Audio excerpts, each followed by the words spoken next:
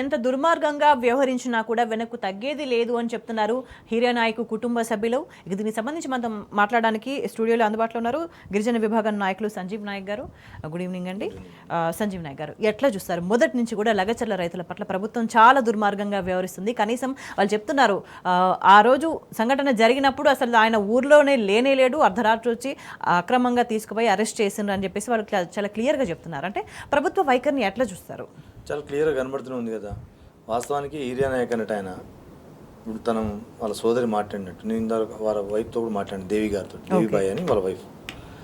ఎంత అన్యాయం అసలు! మామూలుగా ఒక హార్ట్ స్ట్రోక్ వచ్చిందంటే జైల్లో పరీక్ష చేసిన తర్వాత తనను తీసుకోపోవాల్సిన పద్ధతిలో తీసుకోపోకుండా నడిపించుకొని గుంజుకుంటా బేడీలు వేసుకొని పోవడం అంటే దాని అర్థం ఏందండి? అంటే మధ్యాహ్నం చచ్చినా పర్వాలేదన్నట. ఒక గిరిజన రైతును నువ్వు అన్యాయంగా అక్రమంగా అరెస్ట్ చేసినావు. పంచాయతీ లడాయి పెట్టిందేమి నువ్వు. అక్కడ ఫార్మాసిటీ ప్రారంభిస్తానని ముందు చెప్పి అల్లకొలను సృష్టించిందే నువ్వు. దానికి ఆందోళన చెందిన నీ నియోజకవర్గ ప్రజలు తిరుగుబాటు చేస్తే వాళ్ళ మీద లేనిపోని ఆరోపణలు చేసుకుంటా కేసులు పెట్టించి 307 పెట్టించి జైల్లో పంపించింది నువ్వు. మళ్ళీ వాళ్ళు అంటే ఎందుకు ఈ రకంగా పరిస్థితి వచ్చింది? రాత్రిపూట కరెంటు బంద్ చేసి సెల్ఫ్ మొత్తం కంప్లీట్ కట్ చేసేసి ఆడవాళ్ళను సెన్సిటివ్ ప్లేస్లలో టచ్ చేసుకుంటా మా గిరిజన తండాల్లో ఉన్నోళ్ళను లేను అందరిని వేసుకొని పోయి భయభ్రాంతులకు గురి చేసి ఆ భూములను లాక్కోవాలనే ప్రయత్నం కావచ్చు కాక తీసుకోపోయిన రోజు నుంచి రిమాండ్ చేసేంత వరకు యమకుట్టుడు కొట్టిరు, మామూలు కొట్టేది. లేకపోతే ఈ పరిస్థితి రాదు. అతను యాక్టివ్ ఉండేటోడు సడన్గా అరెస్ట్ చేసి పోలీస్ స్టేషన్లో ఎంత అరాచకం, ఎంత కొట్టి ఉండవచ్చు. ఆ భయం ఉంటుంది. జైల్లో ఎన్ని రోజులు మగ్గి ఉన్నారు. మరి చేసినటువంటి తప్పు నువ్వు అన్యాయంగా అమాయకులను ఎందుకు బలిపోసేస్తున్నారు? దాదాపు 25 మంది లంబాడీల మీద కేసులు ఇవ్వాలా? ఎందుకు అన్యాయంగా వీళ్ళను ఇబ్బంది పెట్టాలనుకుంటున్నది? నీ నియోజకవర్గ ప్రజలు ఓటేసిన పాపం అయిందా? నిన్ను ముఖ్యమంత్రి చేయడం కోరుకున్న పాపం అయిందా? వాళ్ళు ఏం ఆశించలేదే. వాళ్ళు నీ నుంచి ఏం కోరుకున్నారు? గంజో గట్టుకో తిని సంపాదించిన ఆస్తి మా భూమి నుంచి మీకు గుంజుకోదయా? మీ కాళ్ళు మొక్తామని పోయి తిరుపతి రెడ్డి మీ సోదరి దగ్గరికి పోయినారు కదా. మీ కనికరం లేకుండా పోతే ఎట్లా? నీ నియోజకవర్గ ప్రజలకు సంబంధించి వెరీ క్లియర్. వీళ్ళకు నిజాయితీ మా జాతి పట్ల లేదు, చిత్తశుద్ధి అంతకటి లేదు. పైపెచ్చు అవమానించాలనే ఒక ఇంటెన్షన్ ఉంది. లంబాడీలు అంటే ఇది పూచిక పుల్లతో సమానం అన్నట్టుగా చూస్తున్నారు తప్ప రేవంత్ రెడ్డి గారికి ఆయన ఒక బ్రిటిషర్స్ చేస్తున్న పద్ధతుల్లో ఆయన వివరించాలని ప్రయత్నం చేస్తున్నాడు. ఇది ఎప్పటికైనా ఈ జాతి మర్చిపోదు. ఇంతమంది వాస్తవంగా గెజిట్ నువ్వు నోటిఫికేషన్ ఫార్మా కంపెనీ చెప్పి రద్దు చేసిన ప్రకటన చేసిన తర్వాత వాళ్ళ మీద కేసులు ఎందుకు ఉంటాయండి? ఒకవైపు కలెక్టర్ గారు నా మీద దాడి జరగలేదు అంటాడు, ఒకవైపు నువ్వు పెట్టిన ఫార్మాసిటీ కంపెనీని నేను వెనక తీసుకుంటున్నా అని చెప్పినావు. మరి వాళ్ళని మాత్రం ఎందుకు జైల్లో ఉంచుతావు? ఇది ఏ రకమైనటువంటి పద్ధతి? ఏ ధర్మాన్ని పాటిస్తున్నావు నువ్వు? అంటే ఎక్కడైనా సరే ముఖ్యమంత్రులు అన్న తర్వాత వాళ్ళ సొంత నియోజకవర్గాల మీద కొంత ఎక్కువ ప్రేమ చూపిస్తుంటారు, కొంత ఎక్కువ అభివృద్ధి చేస్తుంటారు, కొంత ఎక్కువ చూపిస్తూ ఉంటారు, ఆ కంఫర్ట్ జోన్ ఇస్తారు నియోజకవర్గ ప్రజలు. కానీ ఇక్కడ అంతా కూడా రివర్స్గా కనిపిస్తుంది. సొంత నియోజకవర్గ ప్రజలు వాళ్ళు చాలా క్లియర్గా చెప్తున్నారు, మీకే ఓటేసినాం, మేము ఓటేసి మరీ సమస్యను కొని తెచ్చుకున్నట్టుగా ఉందని చెప్పేసి మాట్లాడుతున్నారు. అంటే ఈ వైఖరిని ఎట్లా చూడాల్సిన అవసరం కనిపిస్తుంది? అంటే నేను క్లియర్గా నాకు అనిపిస్తుంది రేవంత్ రెడ్డి గారు మొదటి నుంచి కూడా, ఇది చాలామంది మా వాళ్ళకి అర్థం కాలేదు కానీ ఎలక్షన్ ముందు నుంచి కూడా చాలా క్లియర్గా చెప్పిండు. వాళ్ళ పార్టీ నాయకుడే చెప్పిండు. నాకు ఆడియో రికార్డులు, ఆడియో మొత్తం వైరల్ అయింది. ఏమని? మీ లంబాడీల ఓట్లు ఒక ఓట్లా, లంబాడీల ఓట్లు ఎట్లా తీసుకోవాలో తెలియదా? ఒక 1000 రూపాయలు ఇచ్చి ఒక పావు సారా పోస్తే మీరు ఓట్లు వేసేటోళ్ళు అని ఆనాడే అవమానించిండు. అది మేము పసిగట్టలేకపోయినా మా జాతి అది దాన్ని పట్టించుకోలేదు. రేవంత్ రెడ్డి గారు ఈ మాట చెప్పుంటాడా, పొంగులేటి శ్రీనివాసరెడ్డి గారు ఈ మాట చెప్పుంటాడా అని అనుకున్నారు. కానీ ఇప్పుడు అర్థమవుతున్నది. అంటే వీళ్ళు ఈయన దృష్టిలో నియోజకవర్గాన్ని గొప్పగా, నియోజకవర్గ ప్రజలను గొప్పగా చూసుకోవాల్సిన ఏ ముఖ్యమంత్రి అయినా చూసుకుంటాం, మనం చరిత్ర మొత్తం చూసుకుంటూ ఏ ముఖ్యమంత్రి అయినా, ఆఖరికి ఆంధ్ర పాలకులు ఏ ముఖ్యమంత్రి అయినా, కిరణ్ కుమార్ రెడ్డి గారితో సహా, రోషయ్య గారితో సహా ఏ నియోజకవర్గ ప్రజలను ఆ నియోజకవర్గం గొప్ప చూసుకుంటారు కదా. అసలు ఆ నియోజకవర్గ ప్రజలంటే మిగతా నియోజకవర్గాలు మంత్రులు అందరూ కూడా రెస్పెక్ట్ చేస్తారు. ఒక ఫలానా కొడంగల్ నుంచి ఒక చిన్న కార్యకర్త వచ్చినట్టు ఇక్కడ ఉన్న వాళ్ళందరూ ప్రతి ఒక్కరు అదే కొడంగల్ నియోజకవర్గం అవడానికి రెస్పెక్ట్ చేస్తారు. అలాంటి రెస్పెక్ట్ ఉండే పరిస్థితి నుంచి కావాలని లంబాడీలు కాబట్టి వీళ్ళు ఏం చేసినా వీళ్ళకు డబ్బులు ఇచ్చి మేము ఓటు దండుకోవచ్చు, అసలు వీళ్ళు లెక్కకు లేరు, వీళ్ళు ఓటేసేది డబ్బుల కోసం అనే పద్ధతిలో వ్యవహరించినట్టు కాదా ఇది? సో అంటే ఇట్లా అన్యాయంగా అక్రమంగా అరెస్ట్ చేసిండ్రు అన్న వ్యవహారం మీదనే అరెస్ట్ అయిన వాళ్ళ రైతుల కుటుంబాలంతా కూడా ఢిల్లీ వరకు పోయినాయి. జాతీయ మానవ హక్కుల కమిషన్ దాకా పోయి ఫిర్యాదు చేసిండ్రు. అంటే అయినప్పటికీ కూడా ఇక్కడ ఎటువంటి మార్పు లేకుండా, ఎటువంటి వెసులుబాటు లేకుండా ప్రభుత్వం వ్యవహరించడాన్ని ఎట్లా చూస్తారు మీరు? ఆయనకు ఇవన్నీ కామన్ అయిపోయింది. రేవంత్ రెడ్డి గారికి మానవ హక్కులు, విమెన్ రైట్స్ పోయినారు, మహిళల హక్కులు, ఎస్సీ హక్కులు ఆయనకు చాలా చిన్నది. దీన్ని బట్టి చూస్తే ఢిల్లీ దానికా పోయినా ఢిల్లీ కేంద్రం నుంచి కూడా ఎవ్వరు కూడా గింత కనికరం లేకుండా అసలు మా 6th షెడ్యూల్ 5th షెడ్యూల్ ఏం చెప్తున్నదండి? గిరిజనులను ఏ రకంగా రక్షణ చేయాలి, గవర్నర్ గారు ఏం చేయాలి, రాష్ట్రపతి గారి ఇన్వాల్వ్మెంట్ లేదా? మాకు చూడాల్సిన కోణం చూడకపోతే పాలకులు ట్రైబల్ అడ్వైజరీ కౌన్సిల్ ఏం చేస్తుంది? ఆయన దగ్గర మంత్రిత్వ శాఖ పెట్టుకొని ఆ ట్రైబల్ అడ్వైజరీ కౌన్సిల్ పెట్టకుండా, అంటే ఎవ్వరు మాట్లాడకుండా తన మొత్తం కబందస్తాలు పెట్టుకొని ఇటు గవర్నర్ గారు మాట్లాడరు, చట్టం రాజ్యాంగం ఇచ్చినటువంటి రైట్స్ మాకు, ఆ రాజ్యాంగం హక్కులను పాటించవు, జాతీయ మానవ హక్కుల commission, ST commission, women rights commission ఎవరు వచ్చినా ఎవరిని పట్టించుకోవు, నీ పద్ధతులు నువ్వు పోతా అంటావు. నేను చెప్తున్నా ఇవాళ నిజంగా ధర్మం ఉంటే, నియతి ఉంటే, ఓటేసినటువంటి ప్రజల మీద నీకు గౌరవం ఉంటే, అది మా జాతి బిడ్డల మీద నీకు ఏమాత్రం నమ్మకం ఉంటే, ముఖ్యమంత్రి కావడానికి మేము పెట్టిన భిక్ష కాబట్టి చెప్తున్నా నేను. ఆడవాళ్ళకు ఎక్కడెక్కడ దెబ్బలు పడ్డాయండి? ఓపెన్ చేసి చూపిస్తున్న సిగ్గుశరం కొంచెం అనిపించాలి కదా మనకు. ఈ సమాజంలో ఏముందండి? మామూలుగా గాయ చేస్తారు కదా, గిత్తతో ఏమైనా వేరే వేరే ఇళ్ళ పెద్దవాళ్ళ ఇళ్ళ జరిగితే మా ఆడవాళ్ళంటే అంత చులకనా అండి? ఒక్కొక్క ఆడ మనిషి మాట్లాడుతుంటే, మా తల్లులు మాట్లాడుతుంటే సెన్సిటివ్ ప్లేస్లలో రాత్రిపూట కరెంటు తీసేసి ఇష్టం వచ్చిన ప్లేస్ సిగ్గు అనిపించాలండి. నియోజకవర్గ ఎమ్మెల్యే ఆయన ముఖ్యమంత్రి తర్వాత ముందు నియోజకవర్గ ప్రజలు వాళ్ళు మా జాతిని ఇంత హీనంగా చూస్తున్నావు రేవంత్ రెడ్డి గారు. ఇది ఏమాత్రం కరెక్టు? నీకు తెలిసి చేస్తుందా, తెలియదు చేస్తుందా, మరి నీకు ఎవరు చెప్తున్నారో నాకు తెలియదు, ఎవరు నడిపిస్తున్నారో నాకు తెలియదు. ఒకటే పని కట్టుకున్నాడు. ఆయన ఇటు చేస్తే నేను ఇటు చేయాలి, 10 సంవత్సరాలు రైతులకు ఇటు చేస్తే నేను రివర్స్ చేయాలి. ఇదేం పద్ధతి? ఇదేం దుర్మార్గం? ఎక్కడైనా చట్టపరంగా గిరిజనుల హక్కుల పట్ల అత్యంత సున్నితంగా జాగ్రత్తగా వ్యవహరించాల్సి ఉంటుంది, కానీ ఇక్కడ మొత్తం రివర్స్ గా కనిపిస్తుందా వ్యవహారం? ఒళ్ళు దగ్గర పెట్టుకొని చేయాలి గిరిజనుల పట్ల ఏ పాలకులైనా, అది కేంద్ర రాష్ట్ర ప్రభుత్వాలు ఎవరైనా సరే. కానీ భయం లేదు. ఏంటంటే అమాయకులు, వీళ్ళలో చైతన్యం లేదు, చట్టాల మీద అవగాహన లేదు, రాజ్యాంగం పట్ల పూర్తి అవగాహన లేదు అనేది వీళ్ళ బలుపు. కాకపోతే ఏంటండి, మా జోలికి రావాలంటే ఎంత ధైర్యం ఉండాలి? మమ్మల్ని టచ్ చేసే శక్తి, ధైర్యం ఎవరికైనా ఉందా ఈ సమాజంలో? మేము అమాయకులమనే కదా ట్రైబల్స్ అనేది. ట్రైబల్ జోలికి రావడానికి ఎంత గుండెలు ఉండాలి? చెప్పేటోడు లేడు, ఎవడని అడుగుతానేమో ప్రతిపక్షాల మీద నెట్టేయడం. కాకపోతే ధర్మం అనిపించాలి కదా, కొంచెం మానవత్వం ఉండాలి కదా. నీ ఇళ్ళ నువ్వు జైలుకి పోయినాడు, నీ భార్య పిల్లలు బాధపడడానికి గగ్గోలు పెట్టినావు కదా నువ్వు. ఇలా అదే ఆడవాళ్ళ మీద, నీ నియోజకవర్గ ఆడవాళ్ళు, మా మహిళలు, మా తల్లుల మీద ఈ రకమైనటువంటి దాష్టికం జరుగుతుంటే ఇంత మానవీయ కోణం లేకుండా, అంటే గుండెపోటు వచ్చిన తర్వాత మనిషిని అట్లా నడిపించుకుంటా బేడీలు వేసి అక్రమంగా ఆయన రైతు ఇంకేదో వేరే ఒక దుర్మార్గమైన నేరం చేసి వచ్చిన క్రిమినల్ కాదు. అట్లాంటి మనిషిని బేడీలతో సహా నడిపించుకుంటూ ఆ హాస్పిటల్ తీసుకెళ్లడం అనేది చాలా మానవీయమైన చర్య. నేనేమంటున్నా, అసలు గుండెపోటుకు కొంచెం వచ్చిందంటే మనిషిని నడవద్దని చెప్పేసి కూర్చోబెడతారండి. అవును, మీరు డాక్టర్లను, వైద్యులను అడగండి, చెప్తారు. ఎందుకు ఆ అధికారులు ఎవరి డైరెక్షన్లో? అదే అడగబోతున్నా. ఎందుకంటే నిజంగా పోలీసులు ఆ స్థాయిలో చట్టం దాన్ని అలో చేస్తుందా? నిజంగా ఒక గుండెపోటు వచ్చిన ఖైదీని అట్లా ఆసుపత్రికి తీసుకెళ్లడానికి చట్టం అలో చేస్తుందా? పోలీసులు ఎందుకు అట్లా ప్రవర్తించారు అని మీరేమనుకుంటున్నారు? ఉందా ఆ చట్టంలో ఇట్లా నడిపించుకొని పోవచ్చు అని ఉందా? అసలు జైల్లో ఉన్నటువంటి ఒక ఖైదీ హాస్పిటల్కు రావాలంటే అక్కడ రెగ్యులర్గా చెక్ చేసే డాక్టరు తను రాసిస్తేనే బయట హాస్పిటల్కి పోవాల్సి వస్తుంది. అతను రాయబట్టే కదా నువ్వు బయట తీసుకొచ్చినప్పుడు కనీసం మినిమం ఒక కోణాలు ఆలోచించాలి కదా, పద్ధతులు పాటించాలి కదా.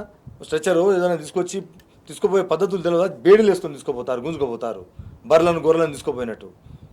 ఏం మనుషులమా ఏమన్నా ఈ సమాజంలో? ఈ తెలంగాణ సమాజంలో మా జాతి కొట్లాడిన చరిత్ర మొత్తం హీనమైపోతున్నది. ఈ తెలంగాణ సమాజం కోసం ఏం చేసినా దీనికోసమా ఇంత అన్యాయంగా? పోలీసులు ఏం వాళ్ళ చేతులు తీసుకోవడానికి రైట్స్ ఎక్కడ ఇవ్వండి? ఏ పద్ధతి ఒక్కటైనా పాటించినారా? ఆ పద్ధతుల్లో వాళ్ళు నడవాలి కదా. నడవకుండా ఇష్టం వచ్చినట్టు చేసి దాన్ని ఎవ్వరు అడిగేటోళ్ళు లేడని, మేము ఏం చేసినా నడుస్తుందని, ఇది కేవలం బ్రిటిషర్స్ కాలంలో విన్నాం మనం.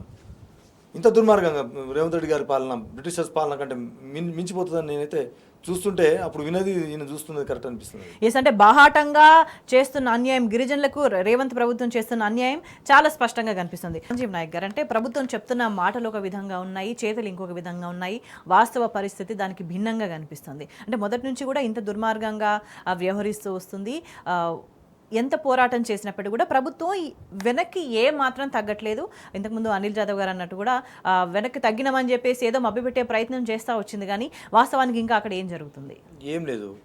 ఆయన ఫార్మా కంపెనీని రద్దు చేస్తున్నా అని ఈ ఉద్యమాన్ని, మొత్తం సమాజాన్ని, మొత్తం వ్యతిరేకత రాష్ట్ర వ్యాప్తంగా జరుగుతున్నటువంటి పరిణామాలను చూసి రద్దు చేస్తున్నా అనే ప్రకటన చేసేస్తే అందరు చల్లబడతారు, తన పనిని తను గానించుకోవచ్చు అనేది ఒక దృక్పథం. ఈ రద్దు చేయక ముందు నుంచే ఇండస్ట్రియల్ పార్క్ పెడుతున్నాం, అసలు ఫార్మా కంపెనీ కానే కాదన్నాడు. తీరా ఆ గెజిట్ ఫార్మా విలేజ్ ఏర్పాటు చేస్తున్నట్టు గెజిట్ పెట్టిన తర్వాత దాన్ని రద్దు చేస్తున్నట్టు ప్రకటన చేసిండు. ఓకే, అంటే ఏ రాయైనా తలకాయ పెట్టుకోవడానికి ఒకటే, భూములు లాక్కోవడం అనేది ఇది బలవంతపు భూములు లాక్కోవడం కరెక్ట్ కాదు. 2013 భూసేకరణ చట్టం ఏం చెప్తున్నది, సెక్షన్ 10 అనేది చాలా ఇంపార్టెంట్. ఇక్కడ అగ్రికల్చర్ ల్యాండ్ను తీసుకోకూడదు. ఈ రాష్ట్రంలో చాలా పనికిరాని భూములు చాలా ఉన్నాయి. మోర్ ఎవర్ ఏదైనా పెట్టాలనుకుంటే ఆయన ఫార్మా కంపెనీ పెట్టినా, ఇండస్ట్రియల్ పార్కులు పెట్టినా పెట్టొచ్చు, తప్పేం లేదు. 14,000 ఎకరాలు ముచ్చర్ల కాడ ఆల్రెడీ అక్విజిషన్ అయింది, దాని మీద పెట్టుకోవచ్చు. దాంట్లో చాలా ఏం అంటే ఒకవైపు ఇక్కడ రైతులందరూ కూడా ఇవన్నీ మేము పంటలు పండించుకుంటున్న భూములు అని చెప్పి చెప్తుంటే, ఆయన బహిరంగ సభల్లో, సభ వేదికల మీద సాక్షాత్తు ముఖ్యమంత్రి అయ్యింది కూడా తొండలు కూడా గుడ్లు పెట్టిన జాగాలని చెప్పి అబద్ధాలు ఆడుతున్న పరిస్థితి. అదే ఈయన పోయి చూసి వచ్చినట్టు తొండలు తిరుగుతున్నాయా లేవా అని చూసి వచ్చినట్టుంది. ఇదే కదా దుర్మార్గం. ఆయన నియోజకవర్గంలో ఎక్కడ భూములు పంటకు ఉన్నాయి, ఎక్కడ భూములు పంటకు లేవు, ఎక్కడ పనికొచ్చేవి ఉన్నాయి, పనికిరాని లేవు అని అంటే ఆయన ఏ రకమైనటువంటి ఒక వాతావరణం ఉన్నాడో అర్థమవుతుంది. దీన్ని బట్టి చాలా స్పష్టంగా నా చెల్లెళ్ళు వీడియో తీసి పంపించినారు. అంత మంచి పంట పొలాలు మొత్తం వీడియోలు తీసి సమాజానికి చూపించారు. ఇక రేవంత్ రెడ్డి గారికి అది కనబడలేదంటే నేనేం చేయను? ఇక తొండలను తీసుకుపోయి ఆడ గుడ్లు పెడతాయా పెట్టవా చెక్ చేయాలన్నా సైంటిఫిక్గా?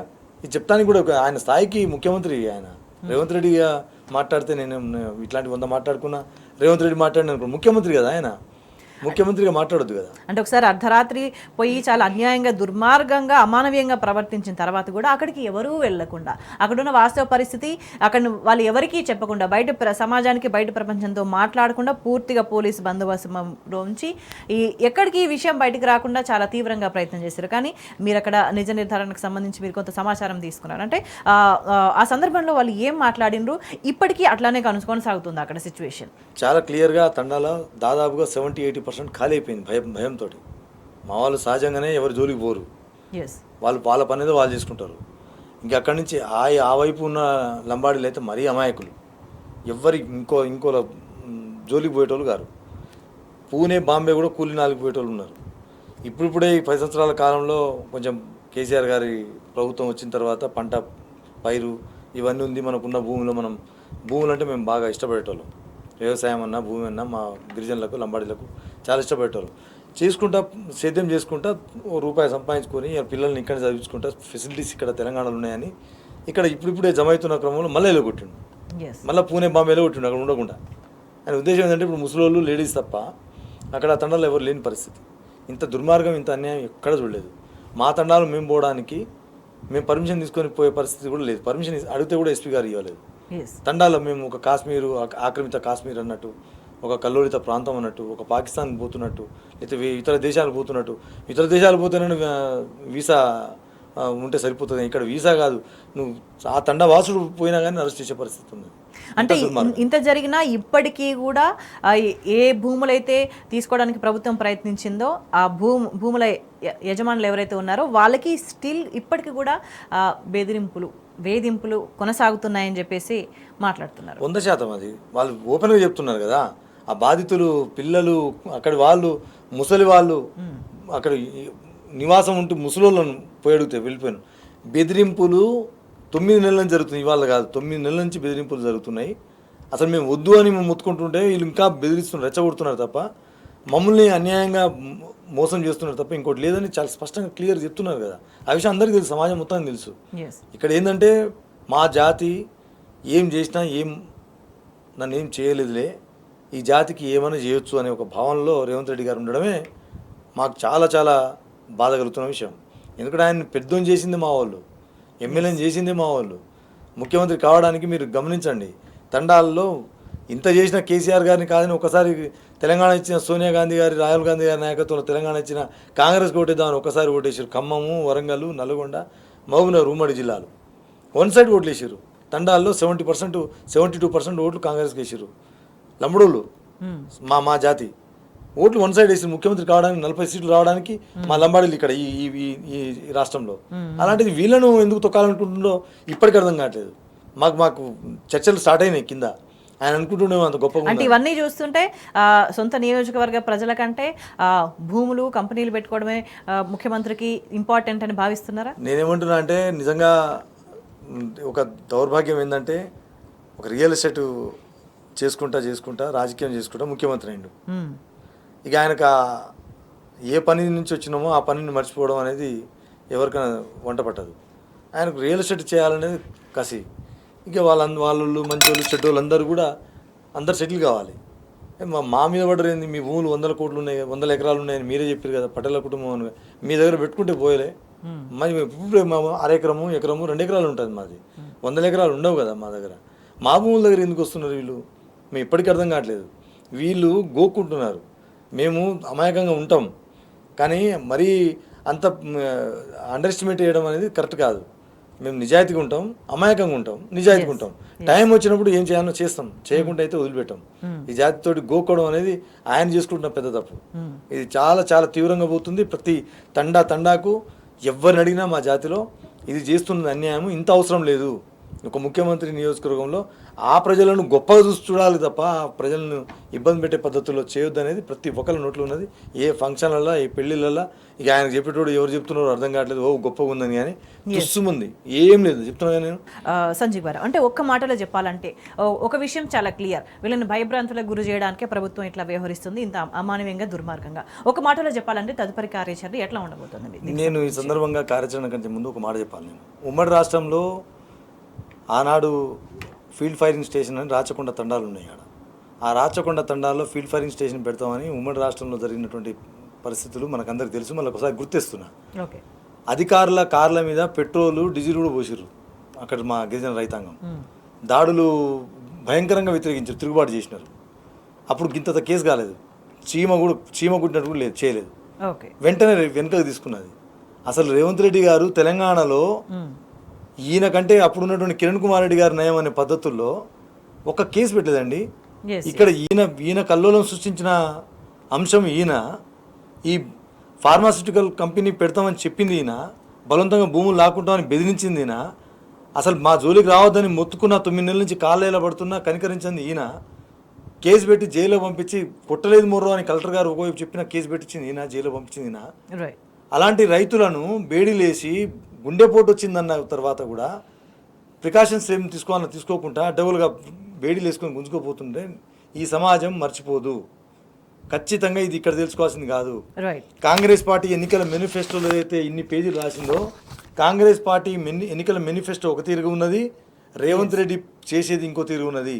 దీన్ని ఢిల్లీలో తెలుసుకోవడానికి మేము సిద్ధమవుతాం. ఈయన అధిష్టానం ఢిల్లీలో, వాళ్ళ పద్ధతి కూడా రేవంత్ రెడ్డికి సపోర్ట్ చేసే పద్ధతి ఉంటే ఖచ్చితంగా ఇది గిరిజనులకు వ్యతిరేకించే పార్టీగా డిక్లేర్ చేస్తానికి ఢిల్లీ నుంచే మా చుట్టుపక్కల రాష్ట్రాలు 18 రాష్ట్రాలు ఉన్న బంజారా సోదరులందరినీ అక్కడ పిలిపించుకుంటాం. ఢిల్లీలో ఖచ్చితంగా బరాబర్ ఒకరోజు ఢిల్లీలో దాన్ని తాడపేట తెలుసుకొని తెలంగాణకు వస్తాం. ఏం వదిలిపెట్టే ముచ్చడే లేదు. కాంగ్రెస్ ఎన్నికల మేనిఫెస్టో ఒక తీరే చెప్తున్నది, ఆయన మేనిఫెస్టోను ఇంప్లిమెంట్ చేసుకుంటున్నాడు. అసలు కాంగ్రెస్ ఎన్నికల మేనిఫెస్టోను నేను ఇంప్లిమెంట్ చేయలేదని క్లియర్ కట్గా అర్థమైంది. ఖచ్చితంగా చివరిగా మా సంఘం నుంచి మేమందరం మా జాతి పక్షాన కేసులు వెంటనే విత్డ్రా చేసుకోవాలి. రెండోది, మేము మొదటి నుంచి అడుగుతున్నాం, భూముల జోలికి పోవద్దు. మూడోది, మా ఆడవాళ్ళ మీద చేసిన దాష్టికం ఎవరైతే ఉన్నారో పోలీసు అధికారులు కానీ మీ పార్టీ కార్యకర్తలు కానీ వాళ్ళ మీద ఖచ్చితంగా చట్టపరమైన చర్యలు తీసుకోవాలి. ఈ 3 చేయకపోతే రేవంత్ రెడ్డి గారు మూల్యం చెల్లించుకోక తప్పదు. ఇది మా హెచ్చరిక. రైట్. ఏదేమైనా కూడా రైతు హీరియా నాయక్ పట్ల ప్రభుత్వ వ్యవహారం, పోలీసుల వ్యవహారం అనేది ఖండించదగ్గ విషయం, తీవ్రంగా ఖండిస్తున్నామని చెప్తున్నారు. ఏదేమైనా సరే వీళ్ళందరికీ కూడా న్యాయం జరిగేంత వరకు పోరాటం ఆపేది లేదు, చట్టపరమైన చర్యలు ఉండే వరకు కూడా పోరాటం ఆపేది లేదని తేల్చి చెప్తున్న పరిస్థితి కనిపిస్తుంది.